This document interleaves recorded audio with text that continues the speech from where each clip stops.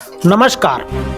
राजस्थान में 7 विधानसभा सीटों पर बुधवार को मतदान हुए।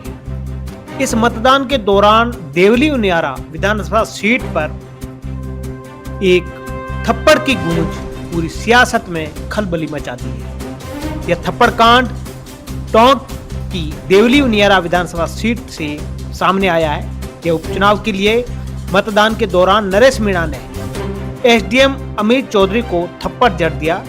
पुलिस बचाने के लिए भागती रही, जूझती रही, लेकिन नरेश मीणा इतने आवेश में थे कि उन्हें आंव देखा न तांव एसडीएम को थप्पड़ मार दिया। एसडीएम को थप्पड़ जड़ने वाला कोई और नहीं, कांग्रेस के बागी नेता नरेश मीणा। यह घटना मालपुरा की हुई, जहां मीणा देवली उनियारा सीट की है। यहीं से निर्दलीय उम्मीदवार के रूप में नरेश मीणा चुनाव लड़ रहे हैं। नरेश मीणा उपचुनाव में घोषणा के बाद से चर्चा में है। कांग्रेस नेता सचिन पायलट के करीबी और बड़े समर्थक के रूप में नरेश मीणा को पहचाना जाता है। हालांकि टिकट नहीं मिलने से पार्टी से नरेश मीणा की पहचान एक बागी नेता के रूप में होने लगी। नरेश मीणा कांग्रेस टिकट न मिलने के बाद बागी हुए, निर्दलीय नामांकन दाखिल किया। पार्टी ने उन्हें अपना नामांकन वापस लेने को कहा था, लेकिन उन्होंने ऐसा नहीं किया, जिसके बाद कांग्रेस ने उन्हें पार्टी से निकाल दिया। घटना के समय नरेश मीणा और एसडीएम अमित चौधरी के बीच किसी बात पर कहासुनी हो गई थी, जिसके बाद गुस्से में आकर मीणा ने चौधरी को थप्पड़ जड़ दिया। इस घटना का एक वीडियो भी सामने आया। वीडियो में मतदान केंद्र पर दौड़ते हुए नरेश मीणा दाखिल होते हैं और फिर किसी बात पर एसडीएम पर टूट पड़ते हैं। इस घटना से मौके पर हंगामा मच गया और माहौल तनावपूर्ण हो गया। हालांकि अभी तक यह स्पष्ट नहीं हो पाया दोनों के बीच किस बात को लेकर कहासुनी हुई। पोलिंग मामले की जांच। इस घटना के मौके पर हंगामा मच गया, माहौल खराब हो गया। नरेश मीणा का आरोप है कि एसडीएम ने 3 लोगों को पीछे वाले गेट में ले जाकर के फर्जी पोलिंग करवाई। पोलिंग मामले की जांच की जा रही है, गिरफ्तारी नहीं हुई है। इस घटना से चुनाव में और भी गर्मी आने की संभावना है। नरेश मीणा के समर्थकों ने इस घटना के बाद जमकर नारेबाजी भी की।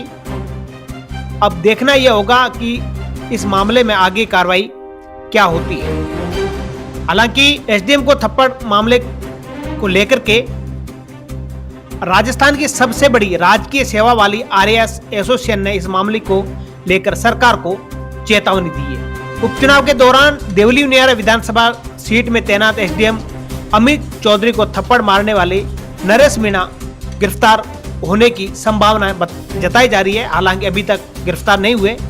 थप्पड़ कांड के बाद आरएएस एसोसिएशन ने मुख्य सचिव से मिलकर नरेश मीणा को गिरफ्तार करने की मांग की। एसोसिएशन ने चेतावनी दी है कि यदि नरेश मीणा को गिरफ्तार नहीं किया गया तो आरएएस पेन डाउन हड़ताल कर देंगे। वहीं दूसरी ओर टोंक एसपी समरावत ने भारी पुलिस फोर्स बुला लिया था।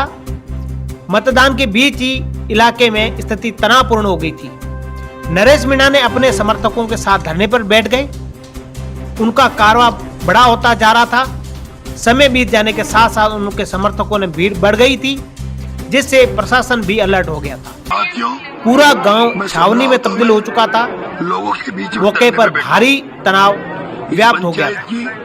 मालपुरा के एसडीएम अमित चौधरी को थप्पड़ मारने की घटना के बाद टोंक में भी जाट समाज की बुरी तरह नाराज हो गया। बड़ी संख्या में लोग लामबंद होने लगे और नरेश मीणा के पोस्टर भी जलाए गए। वहीं दूसरी ओर करणी सेना के राष्ट्रीय अध्यक्ष महिपाल मकराना ने एक वीडियो जारी करके कहा कि ये जो घटना हुई है, इसमें अगर नरेश मीणा के खिलाफ प्रशासन ने एक तरफा कार्रवाई की तो करणी सेना भी सड़कों पर उतरेगा। लेकिन अभी मामला शांत है। मैं आप सभी जो लोग मेरी आवाज जा रही है, आपसे एक निवेदन करना चाह रहा हूँ कि सारी फोर्स देवली उनियारा टोंक की सारी पुलिस मेरे पास बैठी है। मैंने इनको यहाँ बिठा रखा है। आप फ्री हैंड हो, आपको 100% मतदान करना है।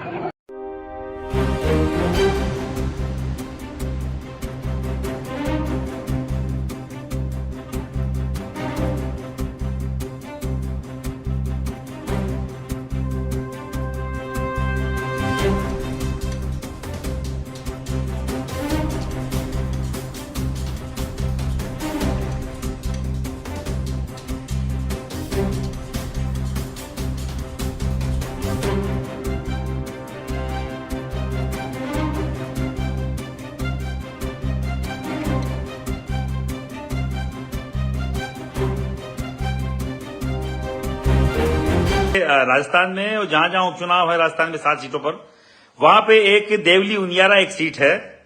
आप सुनिए, देवली उनियारा एक सीट है जहां से बाकायदा 4-5 बार राजपूत, 5 बार कांग्रेस की सीट से राजपूत भी एमएलए रहे। वहां से राजस्थान यूनिवर्सिटी के मेरे मित्र हैं नरेश मीणा, उन्होंने निर्दलीय चुनाव लड़ा है। नरेश मीणा मेरे राजस्थान यूनिवर्सिटी के, राजस्थान विश्वविद्यालय के मित्र रहे हैं और युवाओं की लड़ाई वो लड़ते रहे हैं हमेशा। बात यहाँ राजनीति की नहीं है, उपचुनाव में कौन जीते कौन हारे इसकी नहीं है।